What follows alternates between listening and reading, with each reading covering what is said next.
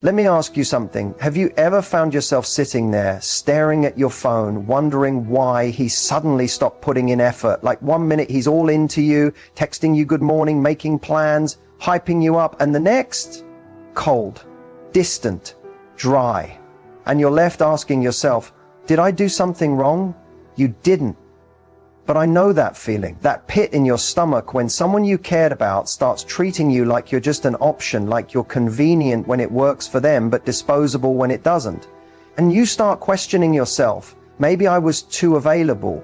Maybe I should have waited to reply. Maybe if I just stay chill and give it time, he'll come back. But deep down, you already know what's up. You feel it. You know you've been giving more than you're getting. You know you've been compromising your peace to accommodate someone who isn't even meeting you halfway. And yet here you are, still holding on to crumbs, hoping they eventually turn into a full meal. Let me tell you this with love. You are not crazy for wanting to be prioritized. You are not too much for needing consistency. You are not overreacting for expecting someone to treat you the way you treat them. Sis, you're just tired of being treated like a backup plan when you've been showing up as the whole package. And here's the truth no one tells you. The moment you feel like an option is the moment you need to remember who the prize is. You. You are not auditioning for a role in anyone's life. You are the standard. You are the experience. But you can't expect someone to see your worth if you keep handing them discounts. So today, we're flipping the script. No more chasing, no more wondering, no more maybe he just needs time. Nah, now it's his turn to feel what it's like to lose access to a woman who would have gone to war for him. And if you're ready to stop being treated like an option and start acting like the prize, stay with me. Because this is your turning point. Let's take a breath here. Because before we talk about how to take your power back, we need to talk about how you even ended up here. And I want to say this up front. It's not your fault. Seriously. The way you loved, the way you showed up, the way you gave, that came from a real, beautiful place. And even though it might not have been returned the way you deserved, it doesn't mean you were wrong for loving the way you did. See, a lot of women, especially strong, nurturing ones, fall into this trap. You lead with your heart. You care deeply, and when someone gives you just enough attention, just enough affection, you start to believe in the potential instead of the reality. You cling to the version of him he showed you in the beginning, that charming, consistent, present version, hoping it'll come back if you just hold on a little longer, try a little harder, love a little deeper. But what really happened is this: you were consistent with someone who was inconsistent. You were honest with someone who was vague. You were ready, and he was just available. That's the difference. You weren't too much, he was too little. But you kept trying to adjust yourself to fit inside a space that was never meant to hold all of you. You got here because you were conditioned to believe that your worth comes from being chosen. That if someone picks you, it means you're enough. But here's the truth, you've always been enough, even when someone didn't have the capacity to see it. You were never supposed to convince someone to value you. You were supposed to know your value so well that if they didn't, it was automatic, access denied. But that's not how we're taught to love, right? We're taught to compromise, to wait, to be patient. And while those things matter in healthy relationships, what happens when the compromise turns into self-abandonment? When the patience turns into tolerating emotional breadcrumbs? When you wait so long for someone to meet your needs that you forget what your needs even are? You got here because you believed this was love. And in your mind, love meant effort, loyalty, staying, fighting for it. But love should never feel like proving your worth to someone who benefits from you doubting it. You've been stuck in a pattern, not because you're weak, but because you're hopeful. You've seen the best in someone and thought, if I just love them a little more, maybe they'll see it too. And here's where the shift happens. It's okay to be the one who gave more. It's okay to have loved fully. That doesn't make you foolish. It makes you real. But going forward, your love has to come with boundaries, with discernment, with standards. Because the truth is, the people who are meant for you won't need to be chased, fixed, or constantly reminded how to treat you. So if you're sitting there wondering, why do I always end up in this position? It's not because you're broken. It's because you've been loving from a place of survival instead of a place of worth. That ends today. The moment you realize that how someone treats you is a reflection of them, not you, that's the moment you start to break the cycle. You didn't end up here because you're unlovable. You ended up here because you kept loving people who weren't ready for you. And from this point forward, you're not shrinking to be digestible. You're not settling to avoid being alone. You're not carrying the emotional weight of two people. Now that you know it's time to choose. Here's the part no one really talks about. The moment you decide to pull back, truly pull back, the energy shifts. Not just in the dynamic with him, but within you. Because for the first time in a long time, you're no longer moving from desperation, confusion, or fear of losing him. You're moving from clarity, from strength, from self-respect. And let me be clear, pulling back isn't the same as playing games. This isn't about trying to manipulate or make him chase you. This is about redirecting your energy back to you. It's choosing silence over begging, peace over proving, distance over self-abandonment. When you pull back, you stop chasing his potential. You stop overthinking his mixed signals. You stop waiting on the bare minimum and calling it effort. And that shift, that's powerful. Because the same woman who used to overextend, overgive, and over-apologize, she's gone. In her place stands a woman who is done negotiating her worth. At first, it's going to feel uncomfortable. You're going to want to reach out. You're going to wonder if he notices, if he cares, if he's thinking about you. But that's the detox. You're unlearning the habit of giving your love to someone who didn't handle it with care. And the discomfort? That's not weakness. It's growth. You're breaking a pattern. And here's what's wild. He will feel it. Maybe not right away, but he will. Because when a woman who always made herself available suddenly goes quiet, it speaks volumes. When you stop showing up for someone who took you for granted, they start to notice the silence. And silence can be deafening, especially to a man who got comfortable with your constant presence. He'll wonder why you stopped checking in, why your name isn't popping up on his phone anymore, why the energy shifted.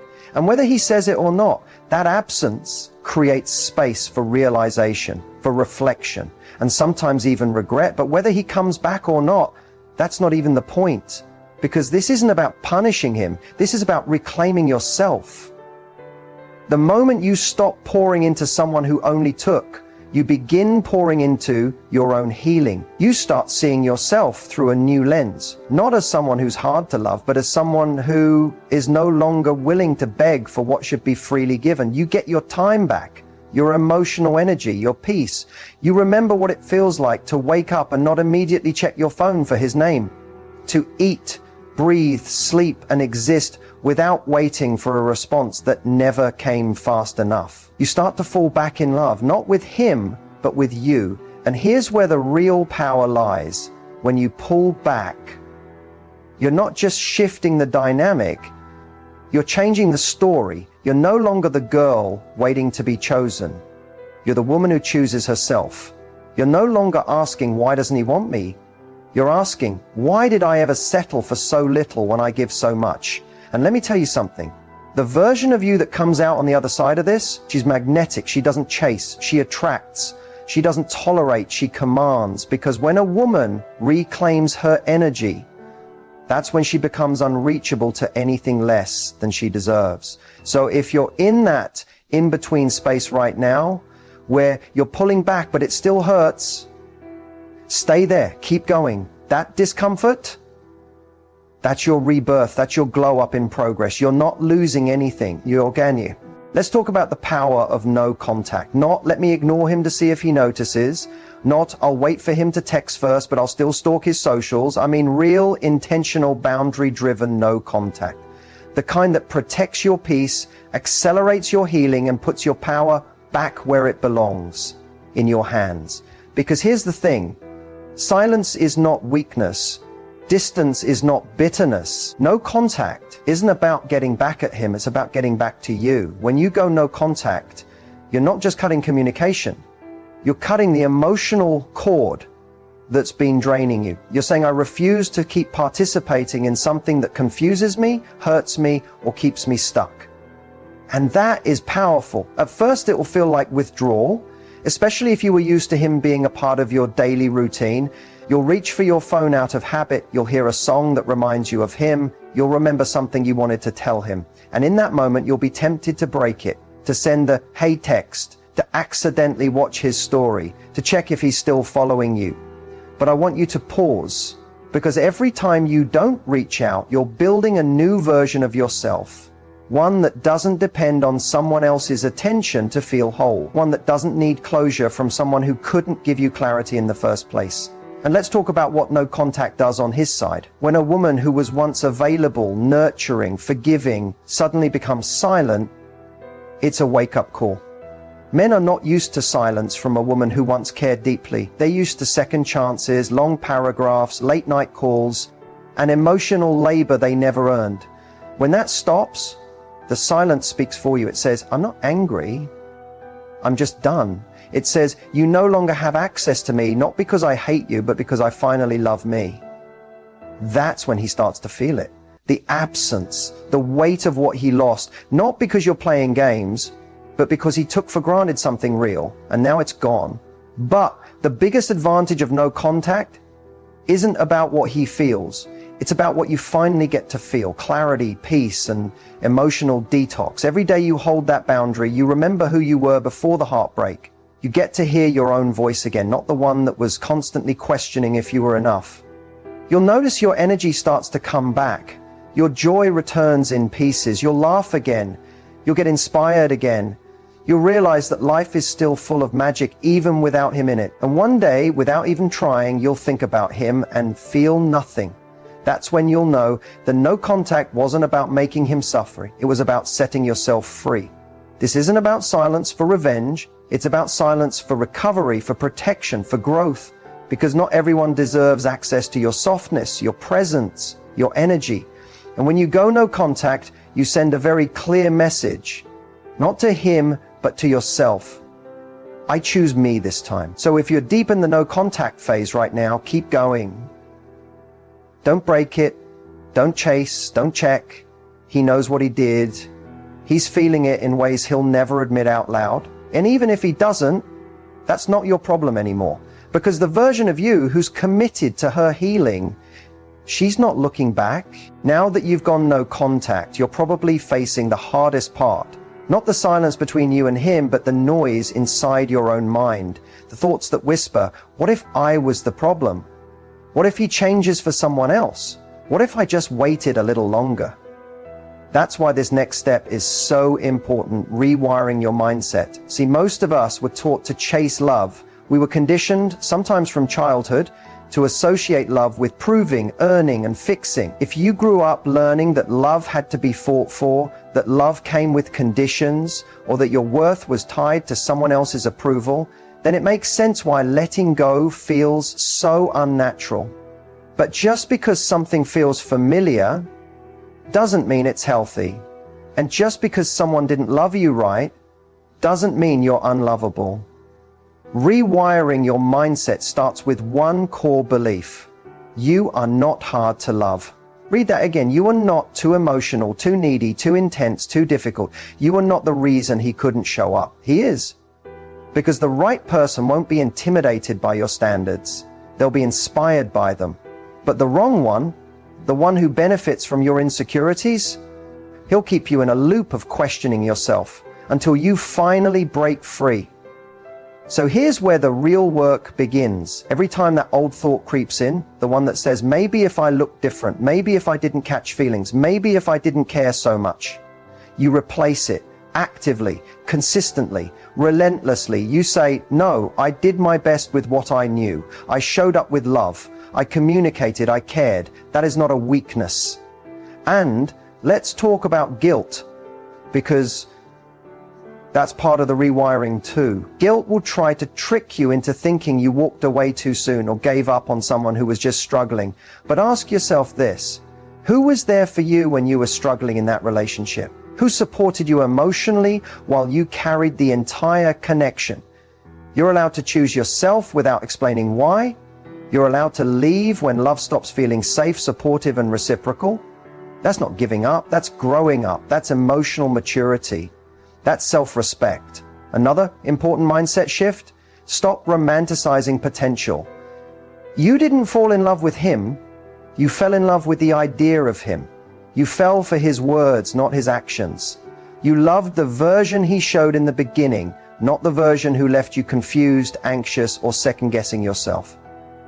Real love doesn't play hide and seek. Real love doesn't need to be begged for. And finally, stop believing that being alone means being lonely. Some of your most powerful healing will happen in solitude. When you stop filling the silence with distractions or rebounds, you make space to hear you. You learn to validate your own emotions, regulate your own energy, and build a relationship with yourself that no one can take away. Rewiring your mindset means choosing new thoughts, even when the old ones feel louder. It means making your peace more important than their potential. It means loving yourself so deeply that you never again settle for someone who makes you doubt that love. So take this time not just to get over him, but to get back to you. Unlearn the patterns, break the beliefs, rebuild from the inside, because the glow up isn't just about looking better, knowing better. And trust me, the version of you on the other side of this mindset shift, she's not bitter. She's just unavailable to anyone who can't love her the way she now loves herself. There comes a moment, sometimes weeks later, sometimes months, when he starts to notice. The silence hits him. The lack of your presence, your energy, your consistent effort, it starts to echo. He scrolls through old texts, sees a memory pop up, hears your favorite song. And for the first time, he feels it. The loss. Not just the loss of a girl who used to text first, or the one who always forgave, or the one who stayed up late trying to fix things. He feels the loss of someone who brought peace into his life, who gave depth, consistency, genuine care. And suddenly it hits him. That kind of love doesn't come around twice. He might reach out with something casual, or hey, hope you're good. Or maybe he watches your story after weeks of ghosting. He might not say it outright, but the energy shifts. He starts to orbit again, testing the waters, trying to feel if the door is still open. But what he doesn't realize is, while he was out there entertaining options, you evolved. You're not the same girl who cried over the bare minimum. You're not sitting by the phone hoping he finally gets it. Because while he was busy being inconsistent, you were busy getting clarity. While he stayed confused, you started healing. And that's the most beautiful part of all of this. By the time he notices your absence, you've already fallen in love with your own presence. You don't respond the same. You don't react. You don't get butterflies anymore. You get boundaries. And when he tries to come back, not out of love, but out of missing the version of you that was convenient, you simply don't care anymore. Not in a bitter, revenge-driven way, but in a calm, healed, peaceful kind of way. The kind of, I wish you well, but I've moved on energy that comes from real growth. The kind of detachment that doesn't need closure because you became the closure. And that's the shift right there. You stopped seeing him as the prize. You realized the pain wasn't from losing him. It was from betraying yourself as someone who was never emotionally ready for you in the first place. That's why it doesn't hit the same when he finally shows up, because now you've outgrown the version of yourself that would have let him back in. You're no longer impressed by crumbs. You've tasted peace. And chaos doesn't taste good anymore. You don't crave the attention of someone who only saw your value after losing access to it. You crave consistency, alignment, depth, and you give those things to yourself first. That's what makes you powerful now. And let's be real, he notices that too. He sees that glow, that peace, that softness that now has boundaries, that version of you that no longer tries to prove her worth. She knows her worth. That's what he missed out on. Not just your presence, but the opportunity to grow alongside someone who would have gone all in for him. But the story doesn't end with him realizing it too late. The story ends with you realizing it right on time. So when he starts to notice, you don't need to explain. You don't need to entertain it. You don't need to go backwards, because the version of you who once settled for less, she's gone. And the woman standing in her place, she's not asking to be chosen. She chooses herself. Every time. This part right here, it's the most important. Rebuilding your self-worth, not just pretending you're okay, not just posting selfies and calling it healing, but truly, deeply reconnecting with the woman you were before they made you forget who you are. This is the slow, beautiful, powerful journey back to yourself. Let's be real. Being in a relationship where you are treated like an option leaves scars. It chips away at your self-esteem little by little. Every unanswered text, every broken promise, every time he made you feel like you were too much for simply wanting to be chosen. It creates this quiet belief that maybe you're not enough, that maybe love will always hurt, that maybe it's safer to settle than to risk being alone. But let me remind you of something. Your worth was never determined by his ability to see it. Just because someone couldn't love you properly doesn't mean you are unlovable. It means they were not equipped to hold what you had to give. And that's not your fault. It never was. So how do you rebuild that inner confidence, that unshakable self-worth? You do it gently. You do it daily. You do it step by step. Start by becoming intentional with how you speak to yourself. Catch the inner dialogue. Of course, he didn't choose me, or I'm always too much, or I should have tried harder. Pause. Replace that with truth. I showed up with love. I was loyal. I was honest. That is not weakness, that is strength. The way you speak to yourself becomes the way you feel about yourself. So be kind, be patient, be protective. Next, start honoring your boundaries, not just with others, but with yourself. If you say you're done, mean it. If you say you deserve better, stop entertaining the same cycles dressed up in different people. Self-worth grows when you become your own safe space, when you stop betraying your own needs just to feel temporary validation. Then, reconnect with your passions, your joy, your creativity. Remember the things that made you feel alive before that relationship consumed your energy. Go back to your art, your music, your goals, your books, the friends who saw the real you. Start showing up for you the way you used to show up for him. Also, don't rush the process. There's no timeline on healing. Some days you'll feel powerful, other days you'll miss him and wonder if you made the right choice. That's okay. Grief is not linear. But each day you choose yourself, even in small ways, you're rebuilding and you're reinforcing the belief that you deserve love that doesn't hurt, that doesn't leave you guessing, that feels safe, true, soft, and mutual. And perhaps the most underrated part of rebuilding self-worth? Learning to receive. Let the right people love you. Let your friends pour into you. Let yourself be supported. You don't have to prove or earn care. You just have to believe you're worthy of it. The day you fully realize your worth is the day your entire world starts to shift. You walk differently, speak differently. You no longer chase, beg, or shrink. You understand that your presence is a privilege, and anyone who doesn't recognize that doesn't belong in your space. So keep going. Rebuilding doesn't happen overnight, but every step you take back to yourself, that's a victory. That's the glow up. Not just the outer one, the real one, the one no one can take from you. Because the woman who rebuilds her self-worth after it's been torn down, she becomes unbreakable. And the next time love enters her life, it'll have to rise to meet her. Now, let's talk about the moment everyone waits for.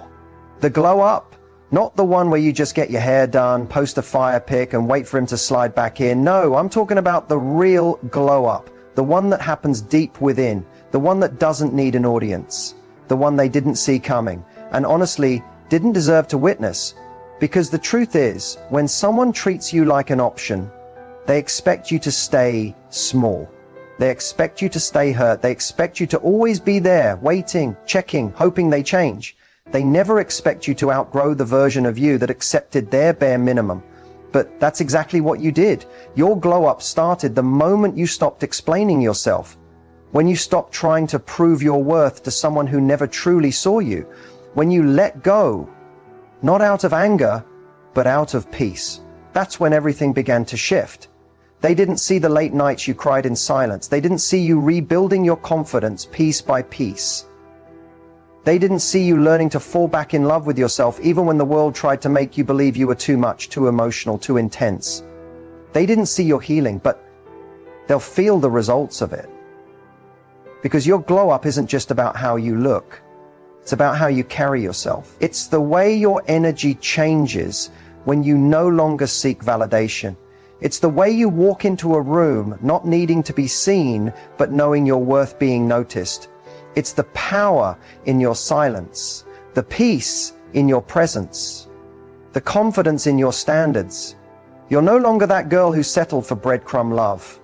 You're the woman who knows she's the whole meal, and not everyone deserves a seat at your table, especially not the one who took you for granted, only to realize too late what he lost. The best part? You didn't glow up to make him jealous. You didn't do it to prove anything to anyone. You did it for you, for your healing, for your future, for the version of you who once begged to be chosen, who now chooses herself every damn time.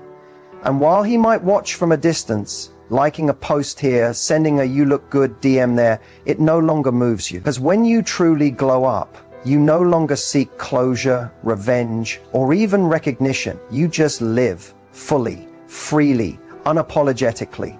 He might think he still has a chance, that maybe you'll entertain him again, but what he doesn't understand is that the version of you who wanted him so badly, she no longer exists. You've evolved. You've elevated. You've embodied everything he overlooked. And no, he doesn't get a front row seat to your rebirth. He doesn't get to experience this healed, glowing, powerful version of you because he chose to fumble you when all you wanted was love. And now he can watch from the sidelines like everyone else who underestimated you. So hold your head high. Post that picture because you love it. Go after those dreams because they're yours. Set those boundaries because you deserve peace. Love yourself so loudly, so fiercely, that no one ever makes you question your worth again. This is your era, your comeback, your glow up, and guess what? It's just the beginning.